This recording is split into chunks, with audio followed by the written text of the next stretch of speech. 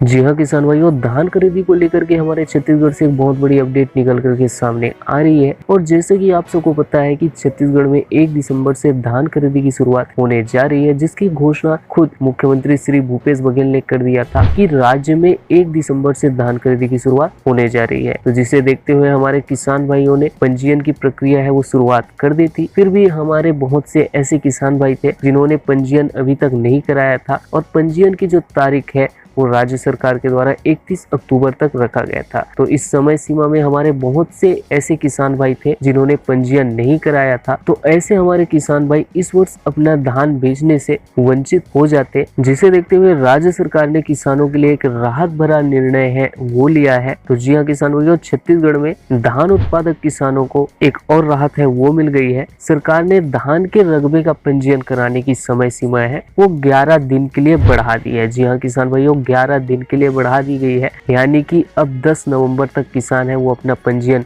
करा सकते हैं। और पंजीयन की जो तारीख है पिछला वाला वो 31 अक्टूबर रखा गया था। तो हमारे बहुत से किसान भाइयों ने पंजीयन उस समय सीमा तक नहीं कराए थे, तो 11 दिन अब पंजीयन की सीमा है वो आगे बढ़ा दी गई है। वहीं आपको बता दें कि मुख्यमंत्री श्री भूपेश बघेल ने शनिवार रात को राष्ट्रीय आदिवासी नृत्य महोत्सव के मंच में इसकी घोषणा की कि पंजीयन की जो समय सीमा है वो 11 दिन बढ़ाया गया है, यानी कि हमारे किसान भाई 10 नवंबर तक अपना पंजीयन है वो करा सकते हैं। चलिए आगे बढ़ते हैं और आपको बताते हैं कि आदिवासी नृत्य महोत्सव के समापन समारोह में मुख्यमंत्री भूपेश बघेल ने कहा कि धान की कटाई शुरू हो चुकी है और दीपावली के बाद इसमें तेजी है वो आ जाएगी। उन्होंने कहा कि धान खरीदी 1 दिसंबर से शुरू हो रही है, जिसकी घोषणा मैं पहले ही कर चुका हूं।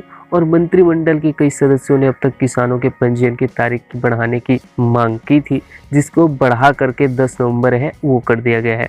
वही विपक्ष की बात करें तो पंजीयन की जो समय सीमा है वो 15 नवंबर तक बढ़ाने की मांग कर रहे थे, जिसे राज्य सरकार ने 10 नवंबर तक, इसी को देखते हुए पंजीयन की समय सीमा 10 नवंबर तक बढ़ा दी गई है राज्य सरकार के द्वारा। वहीं हम आपको बता दें कि वे किसान भाई जिन्होंने पिछले वर्ष पंजीयन कराया था उन्हें पंजीयन कराने की आवश्यकता नहीं होगी अगर उनकी फसल और फसल रकबा में कोई संशोधन नहीं हुआ है।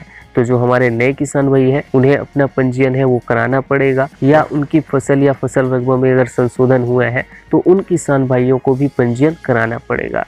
तो जो पिछले वर्ष पंजीयन कराए थे उन्हें इस वर्ष पंजीयन कराने की आवश्यकता है वो नहीं होगी। वहीं आपको बता दें कि इस वर्ष राज्य सरकार ने धान खरीदी का जो लक्ष्य है वो बढ़ा दिया गया है। इस वर्ष 105 लाख मीट्रिक टन धान खरीदी का लक्ष्य है वो रखा गया है राज्य सरकार के द्वारा, यानी बम्पर मात्रा में धान की खरीदी है वो की जाएगी। तो बात करें हम धान के रेट को, तो जैसे कि आप सबको पता है कि छत्तीसगढ़ राज्य में राज्य सरकार के घोषणा के अनुसार 2500 रुपए प्रति क्विंटल की दर से धान की खरीदी है वो की जाएगी। आगे बात करें केंद्र द्वारा निर्धारित न्यूनतम समर्थन मूल्य की, तो केंद्र द्वारा निर्धारित जो न्यूनतम समर्थन मूल्य है वो 1940 रुपए प्रति क्विंटल है वो रखा गया है। तो इसकी जो अतिरिक्त राशि है वो राज्य सरकार बोनस के रूप में किसानों को 4 किस्तों में है वो देती है। तो इसके तहत 2500 रुपए प्रति क्विंटल की दर से इस वर्ष भी किसानों का धान है वो बिकेगा। तो हमारे वे किसान भाई जिन्होंने अभी तक पंजीयन नहीं कराया है उनसे हमारा कहना है कि वे जल्द ही पंजीयन है वो करा ले। तो फिलहाल इस वीडियो में इतना ही किसान भाइयों, अपने अन्य मित्रों तक खबर है वो शेयर कीजिए ताकि जिन्होंने अभी तक पंजीयन की नहीं कराया है उन्हें इस बारे में जानकारी हो और वे अपना पंजीयन जल्द करा सके। और साथ ही अगर आप चैनल पर नए हैं तो चैनल को सब्सक्राइब करना ना भूले, क्योंकि हम ऐसी सरकारी योजना और खेती बाड़ी संबंधित वीडियो आपके लिए हमेशा लाते रहते हैं। तो चलिए मिलते हैं नए वीडियो के साथ, तब तक के लिए जय हिंद, जय भारत, जय छत्तीसगढ़।